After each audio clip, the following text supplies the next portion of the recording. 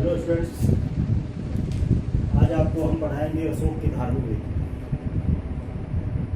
और अशोक को आप पूर्णतः शांति के लिए और अहिंसक शासक मानते हैं या नहीं मानते हैं, इसके लिए परीक्षण कीजिए। ये क्वेश्चन जो है वो हमेशा जेपी विश्वविद्यालय के द्वारा प्राचीन भारत के इतिहास के एक प्रमुख क्वेश्चन के रूप में आता है। ये यूपीएससी और बीपीएससी का एक महत्वपूर्ण और फेवरेट क्वेश्चन है, जो हमेशा एक साल के बाद ये रिपीट होता रहता है। हम ये जानते हैं कि अशोक का जो कालक्रम है वो है अशोक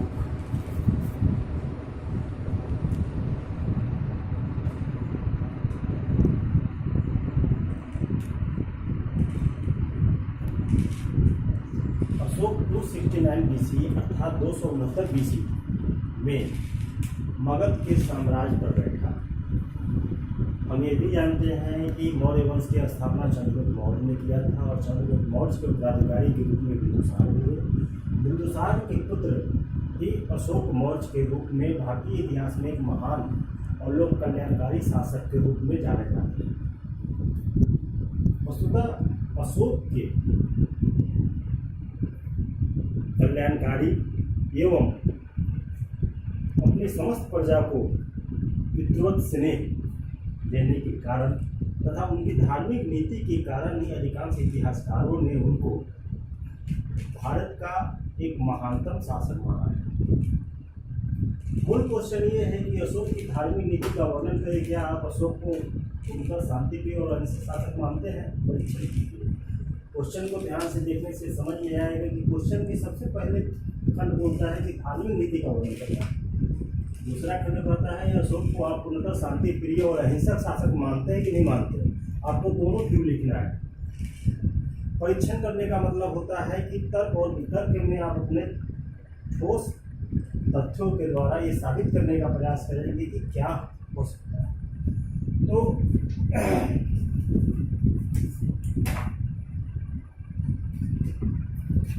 सम्राट बनने से पहले तो सम्राट अशोक 269 BC में बना, लेकिन 261 BC में कलिंग युद्ध हुआ।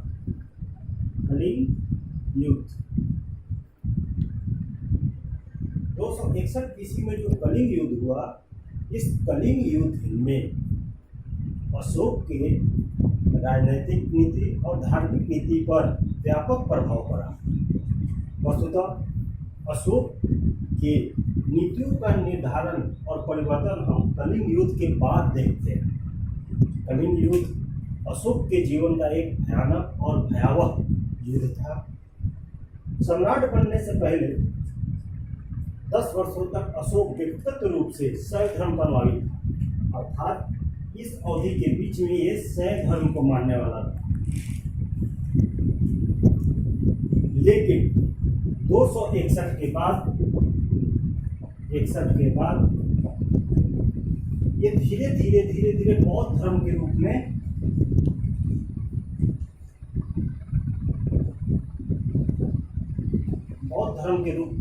आकर्षित हुआ, बौद्ध धर्म की तरफ आकर्षित हुआ।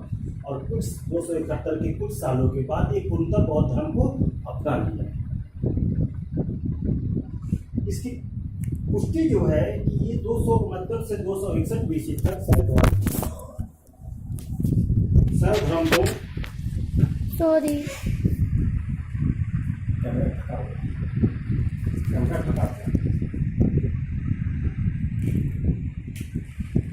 इसकी पुष्टि हमें श्रीलंकाई साहित्य और कलहन के पुस्तक राजतरंगिणी से होता है। ये श्रीलंकाई जो साहित्य है ये बौद्ध साहित्य है और कलहन की राजतरंगिणी के द्वारा ये साबित होता है कि 269 BC से लेकर 261 BC तक अशोक मौर्य शैव धर्म को कट्टर मानने वाला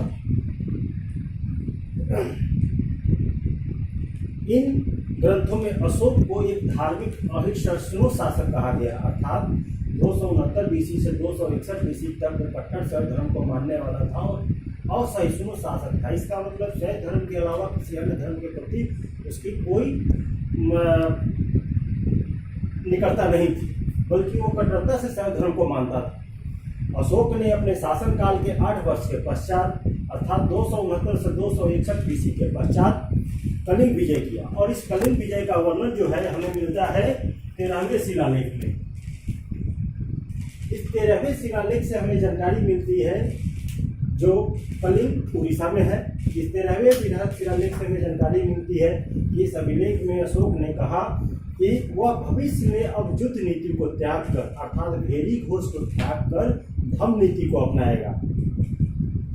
कलिंग युद्ध के पश्चात अशोक की धार्मिक नीति में भी परिवर्तन आया और उसने धीरे धीरे, ये एक नहीं बल्कि धीरे धीरे शैव धर्म से बौद्ध धर्म के रूप में कन्वर्ट होता चला गया। इस युद्ध के पश्चात अशोक बौद्ध धर्म की तरफ आकर्षित होने लगा। अशोक ने अपने भतीजा और बौद्ध भिक्षु उपगुप्त, कहीं उपगुप्त और कहीं निग्रंथ, हम ये कहते हैं कि अशोक बौद्ध उपगुप्त और निग्रंथ के प्रभाव में आकर ही बौद्ध धर्म को अपनाया। अंततः यह बौद्ध भिक्षु उपगुप्त ने अशोक को बौद्ध धर्म के रूप में दीक्षित किया। जैसा मैंने अभी कहा था कि निग्रंथ और उपगुप्त के प्रभाव में आकर ही ये बौद्ध धर्म को अपनाया, लेकिन दीक्षा देने का काम जो था वो उपगुप्त ने किया।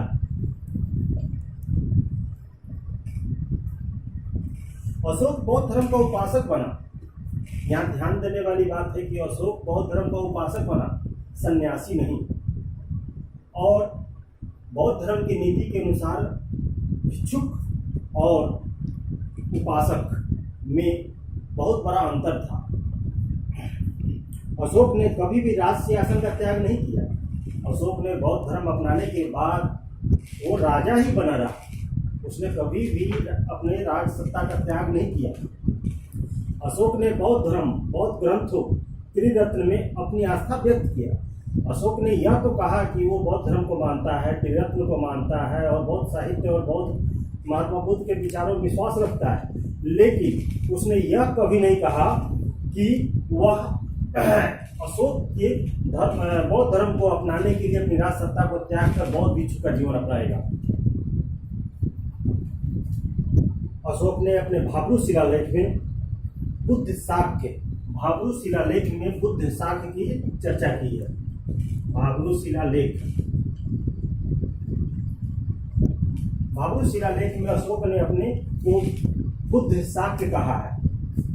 त्रिरत्न के प्रति अपनी आस्था व्यक्त किया। अशोक के सांची में प्राप्त लघु स्तंभ, हम ये जानते हैं कि अशोक ने मौर्य के द्वारा सांची में स्तूप बनाया गया जो भारत का प्राचीनतम स्तूपों में से एक है। में लघु स्तंभ लेख के संघ में एकता के प्रति अर्थात बौद्ध संघ में एकता के प्रति चिंता व्यक्त की। ऐसा ये इसलिए कहा कि अशोक मौर्य के समय तृतीय बौद्ध संगति का आयोजन हुआ था पाटलिपुत्र में, और अशोक मौर्य को ये चिंता थी कि बौद्ध धर्म के बीच में धीरे धीरे अब दरार ज़्यादा उत्पन्न हो रहा है विचारों के मध्य से। तो वह इन दरारों के और संघर्ष के कारण बौद्ध धर्म के टूटने का भय उनको सता रहा। इस लेख में अशोक ने यह आदेश दिया है कि जो भी संघ की एकता का मतलब बौद्ध संघ की एकता को तोड़ेगा तो उसे सफेद वस्त्र पहनाकर राज्य से बाहर भेज दिया जाएगा, यानी एकांत में रख दिया जाएगा। श्रीलंका साहित्यों के अनुसार अशोक ने पाटलिपुत्र में बौद्ध धर्म का यानी बौद्ध का विशाल तीसरा सम्मेलन आयोजन किया और इस सम्मेलन का अध्यक्ष मोगलीपुत्र 30 को बनाया। इस सम्मेलन में बौद्ध संघ का विघटन हुआ। बाद में अशोक ने बौद्ध संघ में पुनः एकता कराई, जैसा कि वो पहले से वो चिंतित था। बौद्ध संघ में तीसरे बौद्ध सम्मेलन के बाद विघटन हुआ, दरारें आई, लेकिन अशोक के प्रयासों के द्वारा वह दरार पूर्णतः एकता में परिवर्तित हो गई, दरार खत्म हो गया। अशोक ने बौद्ध धर्म के प्रचार प्रसार के लिए प्रयास किया। अशोक ने बौद्ध धर्म अपनाया और अशोक ने बौद्ध धर्म को प्रचार प्रसार करने के लिए व्यापक पैमाने पर रणनीति बनाया। बौद्ध परंपरा के अनुसार अशोक ने अपने पुत्र महेंद्र और पुत्री संघमित्रा को श्रीलंका में बौद्ध धर्म का प्रचार प्रसार करने के लिए भेजा और इसी के प्रभाव स्वरूप आज भी श्रीलंका के अधिकांश नागरिक जो है वो बौद्ध धर्म को स्वीकार करते हैं। इन दोनों के प्रभाव से श्रीलंका का राज परिवार बौद्ध धर्म में दीक्षित हो गया और बौद्ध धर्म को अपना लिया, जो कालांतर से लेकर आज तक बौद्ध धर्म के रूप में श्रीलंका के अधिकांश निवासी स्वीकार करते हैं। इन सभी स्रोतों से स्पष्ट होता है कि अशोक ने बौद्ध धर्म को अपनाया तथा पूरी निष्ठा व्यक्त किया। अशोक निजी रूप से भले ही बौद्ध धर्म का समर्थक था, लेकिन अशोक की धार्मिक नीति सहिष्णुता की थी। यहाँ ये ध्यान देने वाली बात है कि जो कट्टर धर्मावलंबी था वो धीरे धीरे परिवर्तन करके बौद्ध धर्म को अपनाया और अब उसने असहिष्णुता की नीति को छोड़कर सहिष्णु नीति को अपनाया, अर्थात सभी धर्मों को उसने स्वीकार किया और सभी धर्मों के आचरण को, प्रथा को श्रद्धापूर्वक मनाने का, व्यवहार करने का वो नीति बनाया। अशोक के अभिलेखों में धम्म शब्द का प्रयोग हुआ है। अशोक का धम्म शब्द जो है बौद्ध धर्म से भिन्न है। हालांकि बहुत से इतिहासकारों का मानना है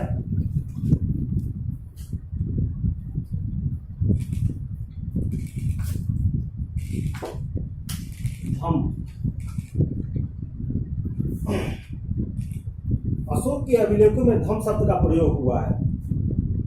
अशोक का धम्म शब्द बौद्ध धर्म के लिए प्रयुक्त नहीं हुआ है। अशोक ने अपने अभिलेखों में बौद्ध धर्म के लिए संघ या बौद्ध धर्म का उपयोग किया है। यहाँ ध्यान देने वाली बातें है कि अशोक ने बौद्ध धर्म के लिए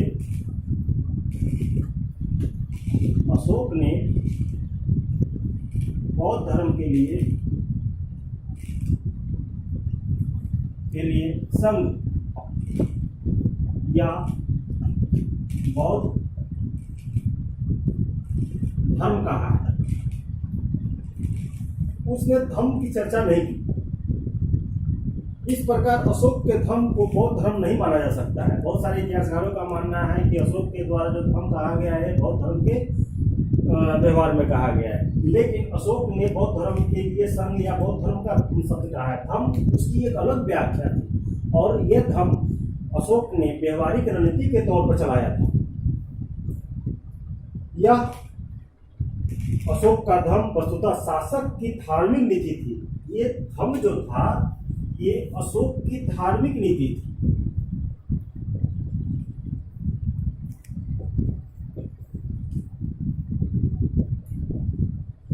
और यह इस बौद्ध धर्म से बिल्कुल ही अलग थी। अशोक के दूसरे और सातवें स्तंभ लेख से हमें धम्म के स्वरूप के प्रचार करती है। ये धम्म शब्द की है अशोक के सातवें लेख, स्तंभ लेख और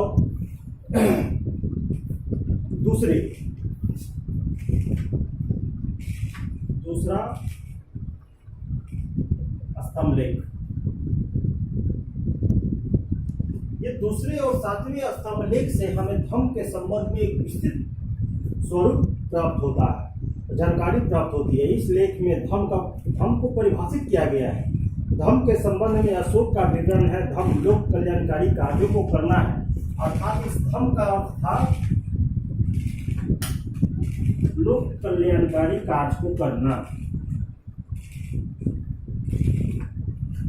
कार्य। जबकि बौद्ध धर्म से संबंधित था और यहाँ अशोक का धर्म था। इस धम्म का अर्थ था लोक कल्याणकारी कार्यों को करना। धम्म है पाप की ओर ले जाने वाली प्रवृत्तियों को रोकना, बचाव करना। अशोक ने अपने धम्म में विभिन्न धर्म के प्रमुख लक्षणों और विशेषताओं को शासकीय नीति का परिवर्तन किया। इस प्रकार हम देखते हैं कि अशोक का धम्म वस्तुतः बौद्ध धर्म नहीं था, बल्कि अशोक का धम्म जो था वो विभिन्न धर्म के जो अच्छे गुण थे, अच्छी प्रवृत्ति थी, उनको एक जगह संकलित किया गया ताकि अशोक के शासन काल के जो बहुत बड़ा साम्राज्य था, इस साम्राज्य की सुरक्षा के लिए हमें धार्मिक सहिष्णुता की आवश्यकता थी। इसीलिए अशोक ने धम्म की नीति को चलाया। यह एक शासकीय नीति थी। उसने अपनी प्रजा से भी धर्म के आदर्शों को मानने का आग्रह किया। अगर हम धर्म के बारे में देखें तो धर्म को उसने अनिवार्य रूप से लागू करने के लिए या तलवार के बल पर यह नहीं कहा अपनी प्रजा से कि धर्म को स्वीकार कीजिए। इसने अपने के लिए कहा अपनी प्रजा से कि धर्म को वो स्वीकार करे, ये निवेदन पूर्वक कहा उसने। धर्म की व्याख्या करते हुए अशोक ने इसके अंतर्गत कुछ मुख्य लक्षणों का उल्लेख किया है। अब धम्म के जो प्रमुख लक्षण है वो क्या क्या है?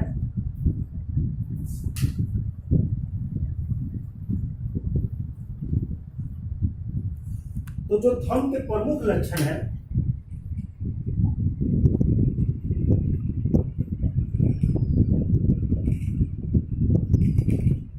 उसमें सबसे पहला है धार्मिक सहिष्णुता, अहिंसा, धार्मिक सहिष्णुता,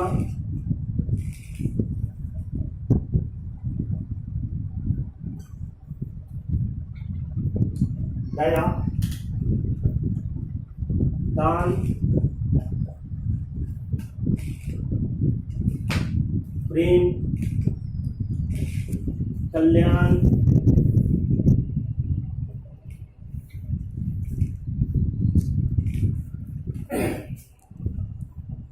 बड़ों की सेवा,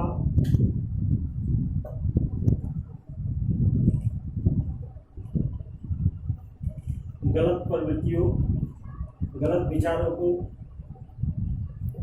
का तिरस्कार,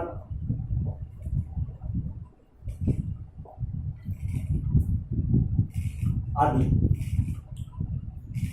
अशोक ने धार्मिक धम्म नीति के तहत चिकित्सालय की स्थापना की। वस्तुतः मैंने पहले ही कहा कि अशोक की धार्मिक नीति जो थी ये प्रजा के कल्याण के लिए थी, और अशोक ने अपने प्रजा के कल्याण के लिए पितृवत भावना से कार्य किया।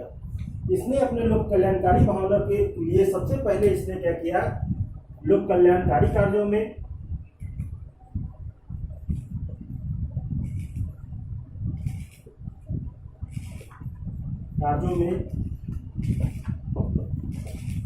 चिकित्सालय बनवाया,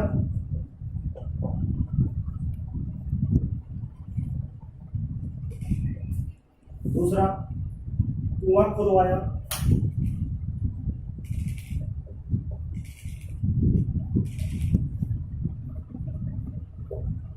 वृक्ष लगवाया,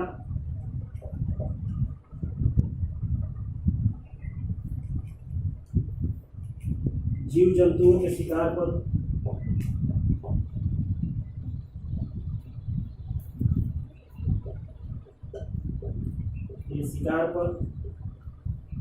प्रतिषेध लगाया,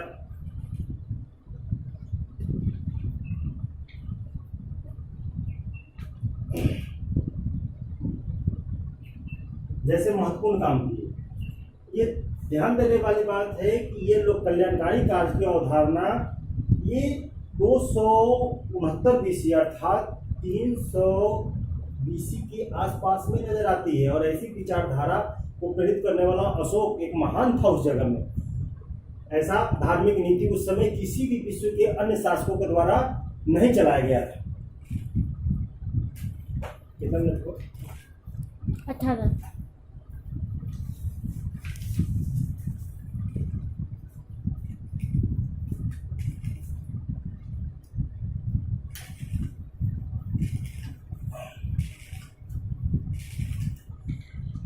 इस प्रकार हम देखते हैं कि अशोक की धम्म नीति जो है, अशोक का धम्म जो था वो कोई नया धर्म नहीं था,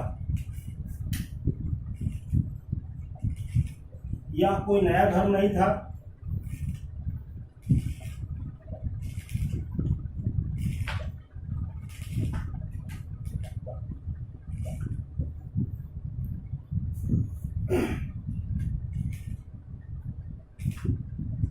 क्योंकि किसी भी धर्म के लिए एक पाठ्य पुस्तक होती है जो धर्म के आचार व्यवहार प्रथा को निरूपित करता है। उस धर्म का एक पुरोहित होता है, उस धर्म के पूजा पाठ के लिए एक मंदिर मठ होता है, लेकिन धर्म की नीति के तहत ये सभी चीज नहीं था। ना ही पुरोहित का हमें प्रमाण मिलता है कि धर्म के अंतर्गत कोई पुरोहित रहा हो, ना ही धर्म के संबंध में कोई ऐसा साहित्य मिलता है जिससे ये साबित होता हो कि अशोक का धर्म एक नया धर्म था या बौद्ध धर्म से संबंधित था। अशोक की नीति में हमको ये भी नहीं मिलता है कि अशोक ने धर्म की अवधारणा के लिए कोई मंदिर मस्जिद या मठ बनवाया हो। इस प्रकार से हम ये कह सकते हैं कि यह जो धर्म था इसका निष्कर्ष यही है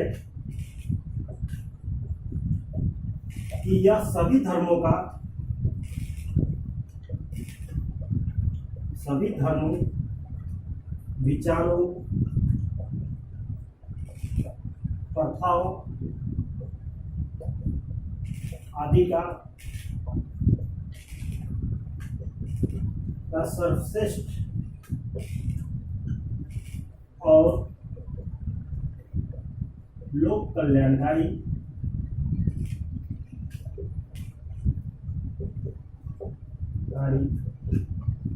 विचार था।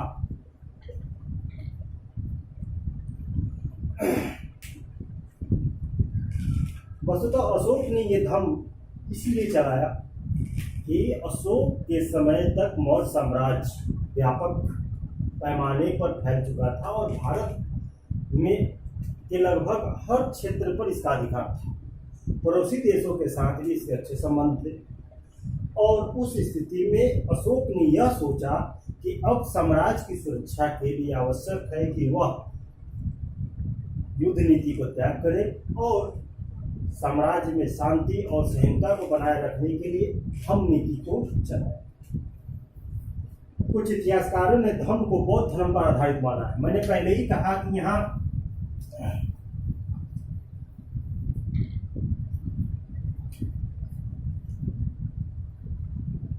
धम्म बनाम बौद्ध धर्म। कुछ इतिहासकारों ने धम्म को बौद्ध धर्म माना है और इन्होंने अपने तर्क में कहा कि अशोक का निजी धर्म बौद्ध धर्म था। यानी ये सच है कि बौद्ध धर्म को अशोक ने अपनाया,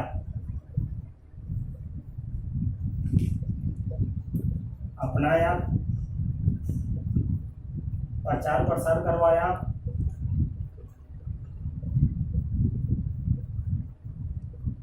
इसमें निष्ठा व्यक्त किया, लेकिन वह धर्म और बौद्ध धर्म ये दोनों के अर्थ डिफरेंट थे। बौद्ध धर्म जहाँ धर्म को संबंधित है, वहीं धर्म जो है धार्मिक आचार व्यवहार और अच्छे गुणों का सर्वश्रेष्ठ विचारों का प्रतीक था।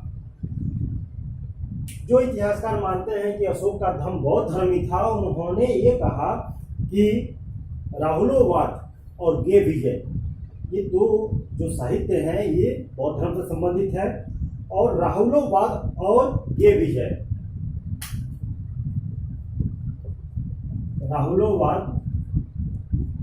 व गे विजय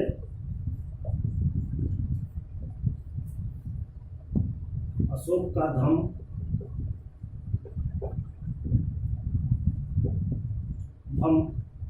वस्तुतः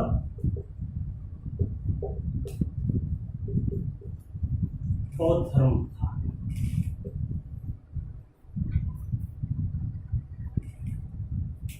लेकिन